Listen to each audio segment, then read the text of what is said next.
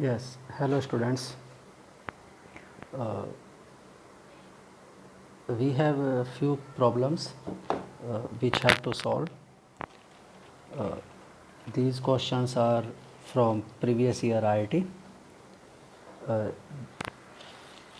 NEET या medical में भी इस टाइप के क्वेश्चंस आ सकते हैं। ऐसा कोई नेसेसरी नहीं है कि आईआईटी का क्वेश्चन है तो नीट में या मेडिकल में कभी नहीं आएगा। ऐसा नहीं होता है, दोनों का लेवल आलमोस्ट सेम है। मेंस का तो लेवल आईआईटी मेंस का और नीट का लेवल तो आलमोस्ट सेम ही है, ठीक है, उसमें बहुत ज़्यादा डिफरेंस नहीं होता है। हाँ, एडवांस की बात करें जी, एडवांस तो थोड़ा अपर लेवल होता है, वो level as same that of as AIIMS. AIIMS का अब तो लेकिन सब कुछ नीट में ही इंक्लूड है, ठीक है, तो पेपर थोड़ा चेंज होगा, नीट का लेवल थोड़ा अप होगा, इसलिए आपको ऐसे क्वेश्चंस भी सॉल्व करने हैं, ठीक है। चलिए, तो 2003 का ये क्वेश्चन है, क्या है, what volume of hydrogen gas at 273 kelvin and 180 M. ये 273 kelvin and 180 M, it means ये क्या है, STP, standard temperature and pressure. और एसटीपी पर 1 मोल गैस का वॉल्यूम आपको पता है क्या होता है, 1 मोल गैस का volume 22.4 litre will be consumed in obtaining 21.6 gram of elemental boron, atomic mass given at 10.8, from the reduction of boron trichloride by hydrogen।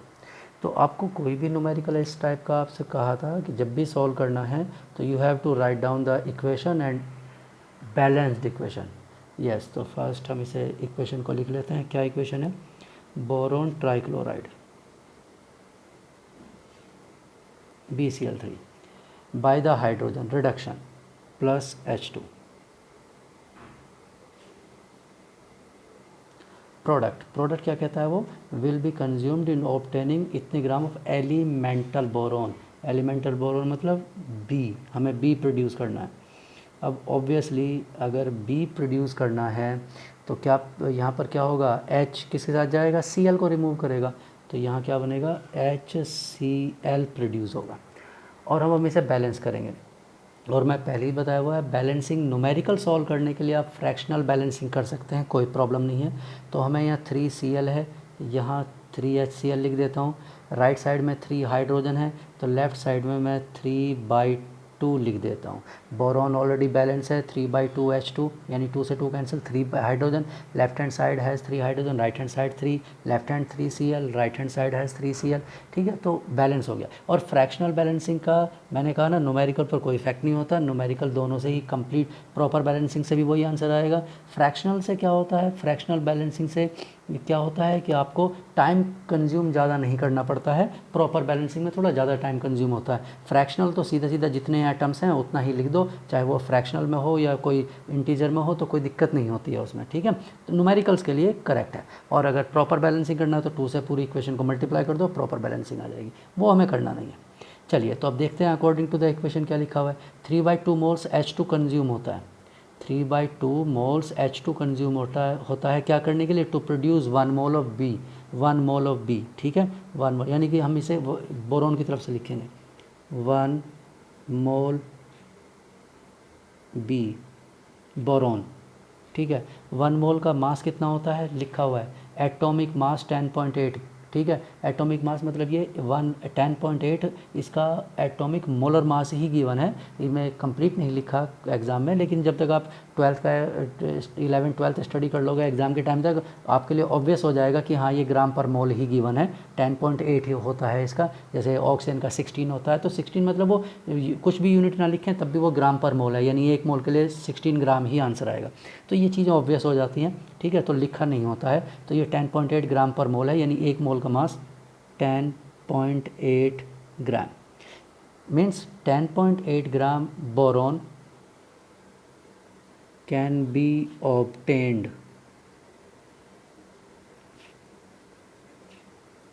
Bye the use of कितना, 3/2 moles of 3/2 moles of H2 gas. और इतने moles को STP पर क्या लिखेंगे बताइए, अभी बताया था 1 मोल एट एसटीपी कितना होता है 22.4, तो 3.2 मोल्स को हम क्या लिख सकते हैं, आप इसे यहाँ 1 मोल के प्लेस पर 10.8 ग्राम लिख सकते हैं, और यहाँ 3/2 मोल्स के प्लेस पर लिख सकते हैं 3/2 इंटू 22.4 लीटर, ठीक है, एट एसटीपी। ठीक, आप इसे ये लिख सकते हैं, यानी कि आप 1 मोल के प्लेस पर 10.8 क्योंकि वो इक्वल है, और यहाँ पर 3/2 मोल्स के प्लेस पर इतना लीटर लिख सकते हैं क्योंकि 1 मोल का वॉल्यूम कितना होता है 22.4 लीटर होता है। अब लेकिन हमें तो 10.8 के लिए सॉल्व नहीं करना है, हमें तो किसके लिए सॉल्व करना है 21.6 के लिए। देयरफॉर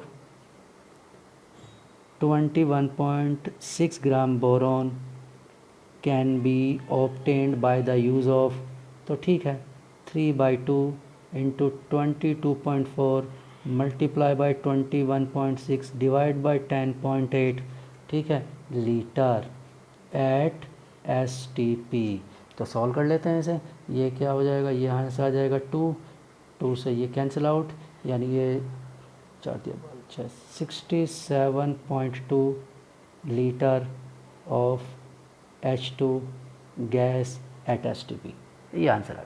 तो कोई भी न्यूमेरिकल किसी भी कंपटीशन का हो, कहीं भी हो, कोई प्रॉब्लम नहीं है। अगर वो इक्वेशन का है तो आपके पास मेथड है कि इक्वेशन लिखिए, बैलेंस करिए उसे, और फ्रैक्शनल भी बैलेंस कर सकते हैं न्यूमेरिकल के लिए, और फिर सिंपल यूनिटरी मेथड जैसा उसमें गिवन है वैसा न्यूमेरिकल के अकॉर्डिंग लिखिए कि हाँ हमारी इक्वेशन का अकॉर्डिंग ये है, ये it is according to the balance. पहले क्या लिखना होता है बैलेंस्ड इक्वेशन के अकॉर्डिंग, और उसके बाद डेटा के अकॉर्डिंग, यानी पहले बैलेंस्ड और फिर डेटा। ये बैलेंस्ड इक्वेशन के अकॉर्डिंग लाइन है और ये डेटा के अकॉर्डिंग जो हमें सॉल्व करना है या गिवन है। ठीक, चलिए नेक्स्ट। ये IIT 2006 का क्वेश्चन है, क्या 11th उस बुक का 11th नंबर क्वेश्चन है जो स्टूडेंट ने सेंड किया था मुझे।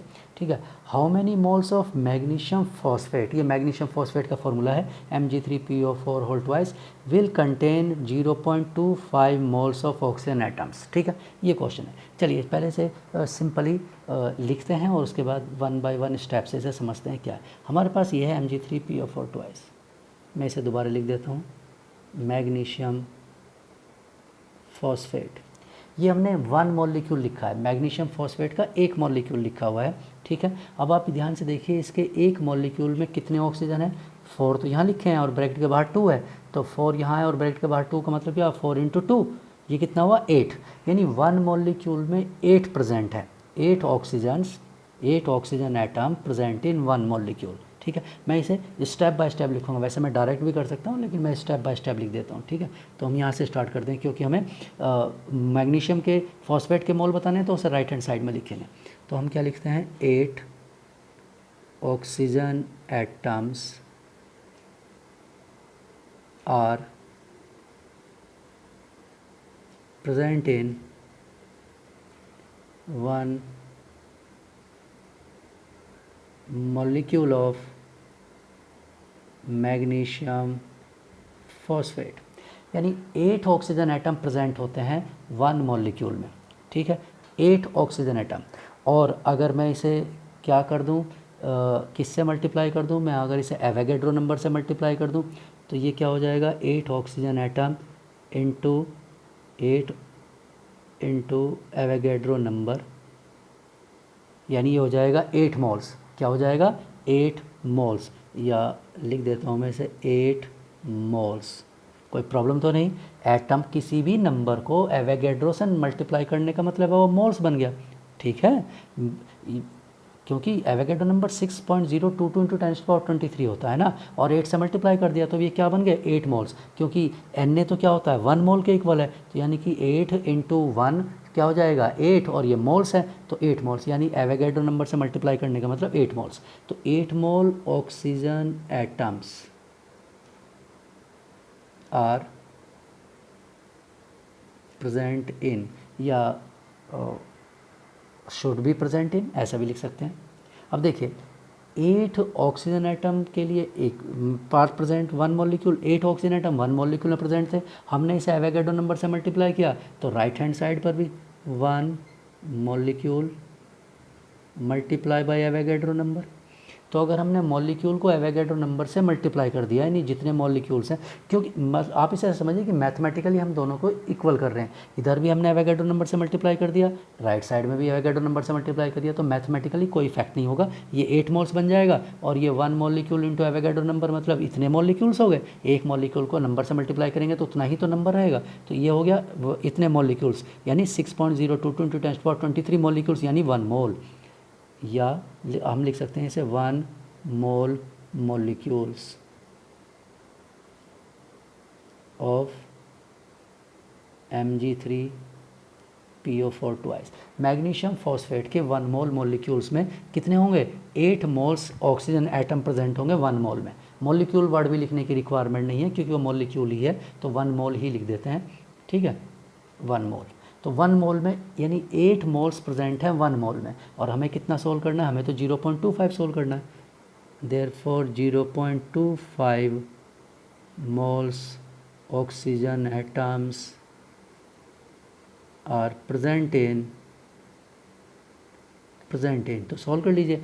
1 मोल में अगर 8 मोल्स हैं तो 0.2 में 0.2 मतलब 8 मोल्स 1 मोल से रिलेटेड है, तो 0.82 कितना होगा, 1 इंटू 0.28 मतलब 1 इंटू 0.25 डिवाइड बाई 8।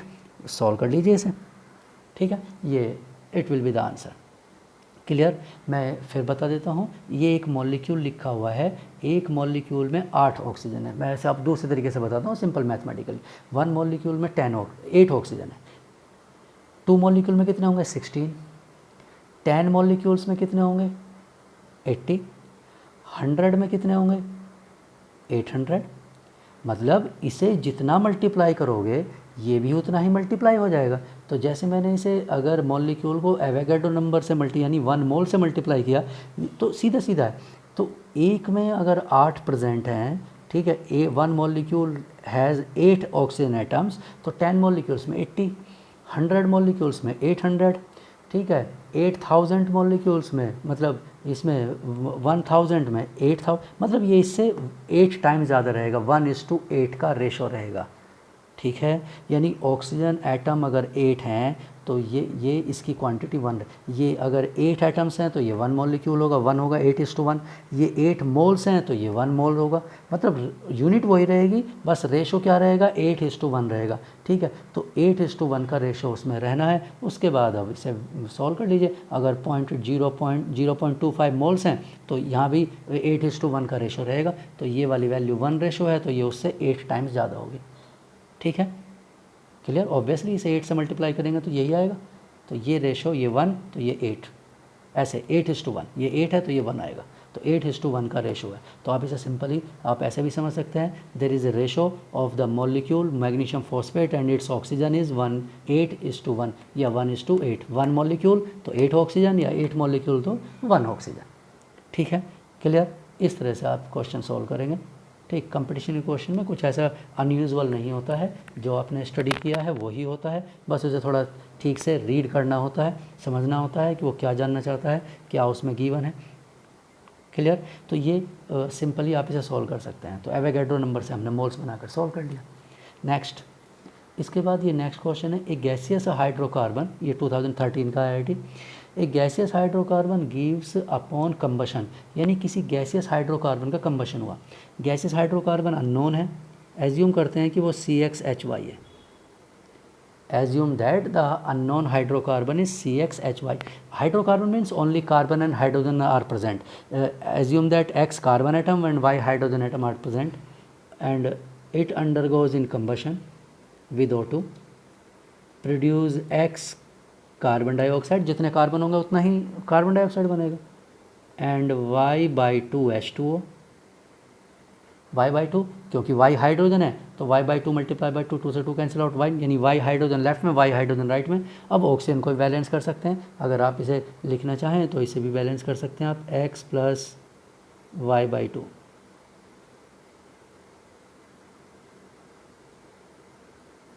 ठीक है। ये ऑक्सीजन नंबर एटम होंगे क्योंकि X इंटू 2 ऑक्सीजन यहाँ पर हैं, ठीक है, यानी 2X और Y/2 यहाँ पर हैं, तो 2X और Y/2 ये है 2X, ठीक, और प्लस Y/2, ठीक, इतने ऑक्सीजन राइट साइड में है 2x प्लस y/2, और लेफ्ट साइड में कितने ऑक्सीजन है 2 है, तो हमने इसे क्या किया 2 से डिवाइड कर दिया, y/4 आएगा, y/4।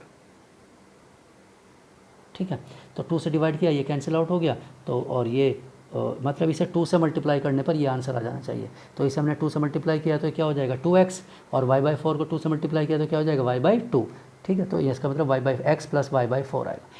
अब आप कहेंगे कि ये बैलेंस कर लिया इक्वेशन, उसका क्या, देखिए इसका कोई यूज़ नहीं है इस न्यूमेरिकल के लिए, ये तो मैंने सिर्फ इसलिए लिखा है कि कभी ऐसा कोई और क्वेश्चन हो सकता है जिसमें इक्वेशन यूज़ करनी पड़े आपको, क्योंकि गैसेस हाइड्रोकार्बन ऐसे ही एज्यूम करते हैं, उसका कंबशन इसी तरह से होता है और ऐसे ही प्रोडक्ट बनते हैं। आप इसे चाहें तो 4 से मल्टीप्लाई करके इंटीजर बना सकते हैं, लेकिन कोई रिक्वायरमेंट नहीं होती है। ठीक है, अगर हमें यूज़ कोई न्यूमेरिकल ऐसे होंगे तो इसे गैस ईडियोमेट्री कहा जाता है, इट इज़